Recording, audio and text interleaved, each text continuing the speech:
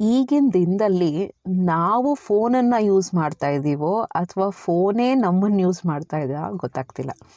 Phone addiction ಯಾವ ಲೆವೆಲ್ಗೆ ಆಗಿದೆ ಅಂದರೆ ನಮಗೆಲ್ಲ ಗೊತ್ತು, ಟೈಮ್ ವೇಸ್ಟ್ ಆಗ್ತಿದೆ ಅಂತ ಗೊತ್ತು, ನಮ್ಮ ರಿಲೇಷನ್ಶಿಪ್ಸ್ ಹಾಳಾಗ್ತಾ ಇದೆ ಫೋನ್ ಅಡಿಕ್ಷನಿಂದ, ಬಾಂಡಿಂಗ್ ಹಾಳಾಗ್ತಾ ಇದೆ, ಹೆಲ್ತ್ ಹಾಳಾಗ್ತಾ ಇದೆ, ಸ್ಟ್ರೆಸ್ ಜಾಸ್ತಿ ಆಗ್ತಾ ಇದೆ, ತುಂಬ ರೇಡಿಯೇಷನ್ಸು ಕಣ್ಮೇಲೆ ಬೀಳೋದ್ರಿಂದ ನಾವು ಸಫರ್ ಆಗ್ತೀವಿ. ಮುಂದೆ ಒಂದೊಂದು ದಿನ ವಿಷನ್ ಕಡಿಮೆ ಆಗುತ್ತೆ, ಎಲ್ಲನೂ ಗೊತ್ತು.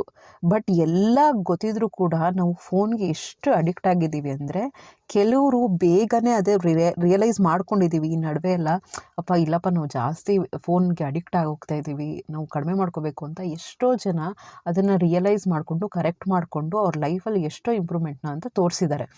ಫಸ್ಟ್ ನಾನೇ ಎಕ್ಸಾಂಪಲ್ ಕೊಡ್ತೀನಿ. ಒಂದು 2-3 ಇಯರ್ಸ್ ಬ್ಯಾಕ್ ಅಂದ್ಕೊಳ್ಳಿ, ಯಾವ ಲೆವೆಲ್ಗೆ ಫೋನ್ ಅಡಿಕ್ಟೆಡ್ ಆಗಿದ್ದೆ ಅಂದರೆ ನಿಯರ್ಲಿ